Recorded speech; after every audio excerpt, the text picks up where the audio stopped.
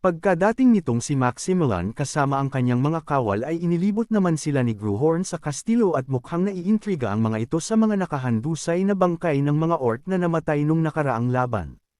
Tinanong naman ni Maximilian itong si Gruhorn kung nagkaroon ba ng labanan dito dahil sa dami ng bangkay na naruroon sa kastilo. Sinagot naman siya ni Gruhorn at sinabing tama ang sinabi nito na nagkaroon nga ng labanan 3 araw lamang ang nakakalipas pero sinabi naman ni Gruhorn na wag itong nabahala dahil hindi rin magtatagal masasanay rin itong may mga bangkay doon sa kastilo. Nabahala naman itong si Maximilian at napatanong sa sarili kung ilang labanan na ba ang kanilang nalagpasan para umabot sa ganto kadaming bangkay at panong ganto rin kakalma ang mga ito kahit na puro bangkay ang nasa harapan at laging nakikita ng mga nakatira sa Winter Castle. Nagsalita naman ang isang knight na ito na kapag nagtagal ito dito at nakaranas ito ng laban ay hindi magtatagal ang mga nakahandusay na bangkay ay magiging maganda sa paningin nito. Sa kabilang banda sinabi Gruhorn na nandito na si Vale Baluhard at mukhang hinihintay daw nito silang dumating. Bigla namang binati ni Vale ang mga ito at nagpakilala ito kay Maximilian na siya ay si Vale Baluhard na nilang rumerespeto sa pamilyang Leonberg. At nagpakilala naman din itong prinsipe na si Maximilian sa kanya at ipinakita nito kung paano niya nirerespeto nito si Baluhard at ang kahariang Silver Lion. Tinanggap naman ng buong kangit at iba pang taga Winter Castle ang pagdating ng second prince na si Maximilian. Kaya naman inanyayahan na ni Vale na pumasok na loob ng kastilo itong si Maximilian upang mailibot at maipakilala sa lugar ang mga ito. Nasa isip ni Maximilian kanyang kapatid na si Gruhorn na matagal na niyang hindi nakakasaka ay talagang sobrang laki ng pinagbago nakaka-relief naman daw na nasa maayos na kalagayan ang kanyang kapatid ngunit bakit ba daw ganto makatingin ang kapatid niyang si Gruhorn. Nakatitig lang itong si Gruhorn sa kanyang kapatid na si Maximilian at ina-admire lang nito ang kanyang kapatid dahil sa may kamukha itong naalala niya.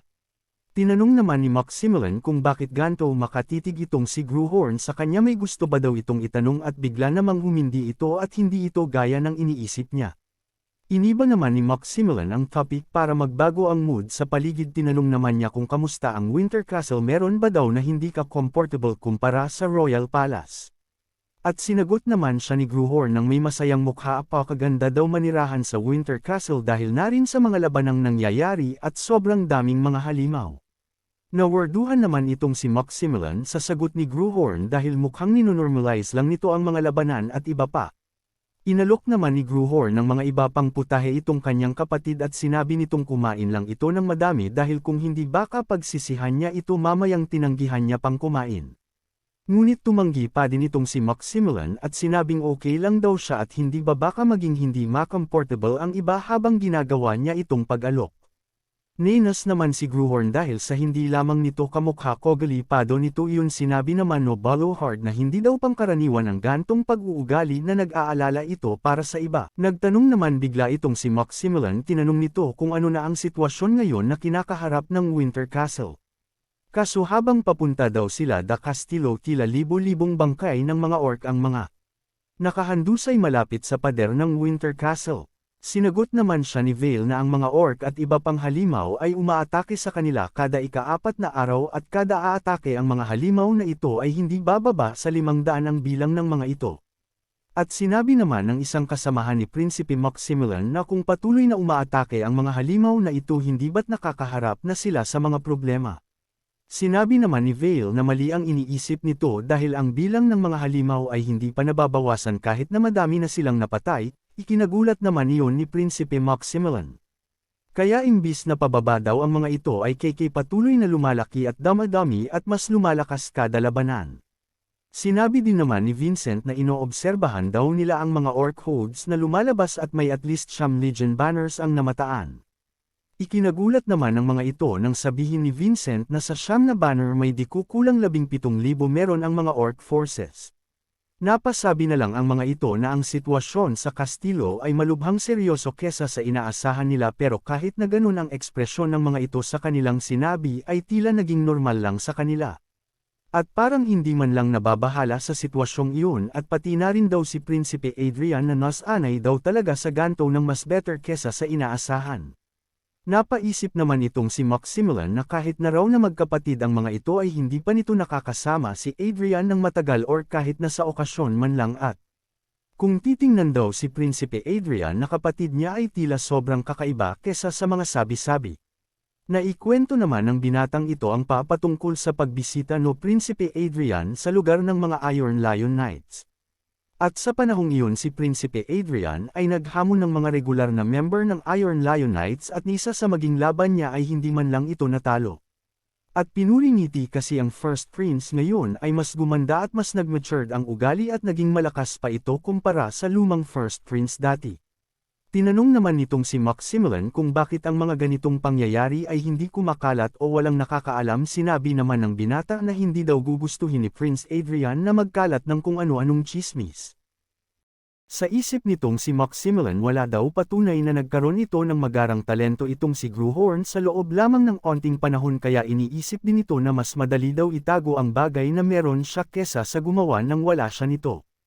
Kaya inisip din ito kung ano ba talaga ang tinatago nitong kapatid niyang si Prinsipe Adrian. Nang nasa meeting na ang mga ito tinanong ng isang binatang kangait na ito kung totoo nga ba na may King of Orcs na sinasabi dito at nabubuhay ba talaga iyon at sabi naman ng isa na hindi ba mas nakakatakot lang at nakakabahalak orc lamang pero hindi pa rin ito King Orc.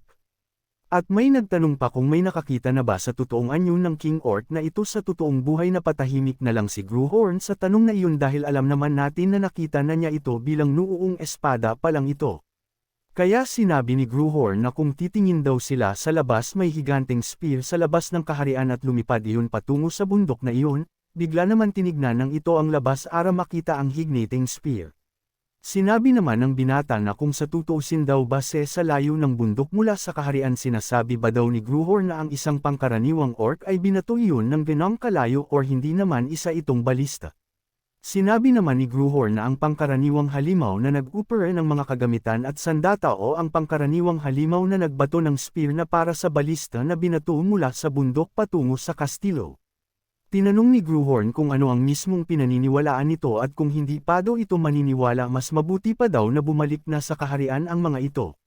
Dahil ang kailangan daw nila ay ang katulong na makikipaglaban kasama ang mga taga Winter Castle hindi ang isang taong tanong ng tanong hindi naman naniniwala.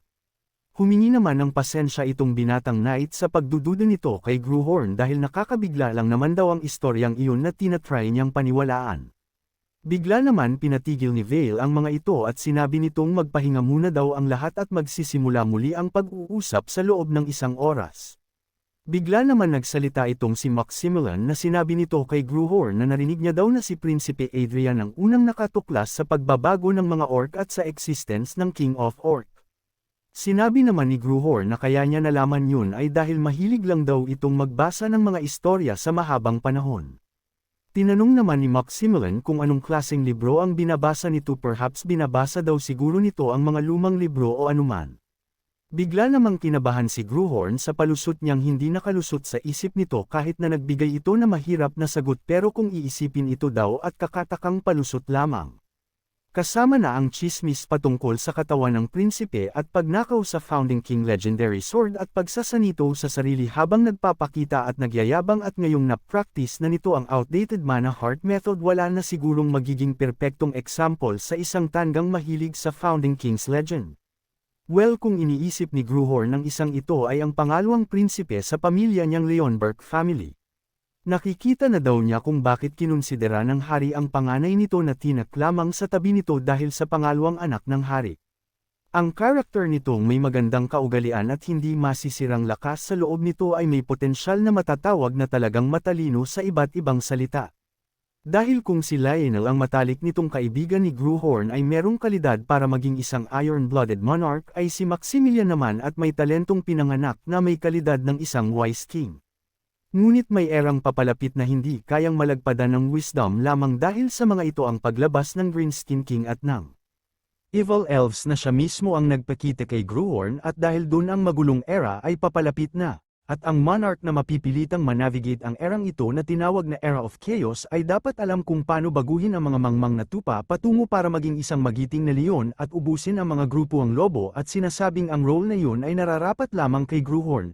Kasi si Gruhorn ang taga-panuri at nakatuklas ng hindi mabilang na digmaan at mga malalang era at si Gruhorn ang taga-og tigil ng walang katapusang malalang era.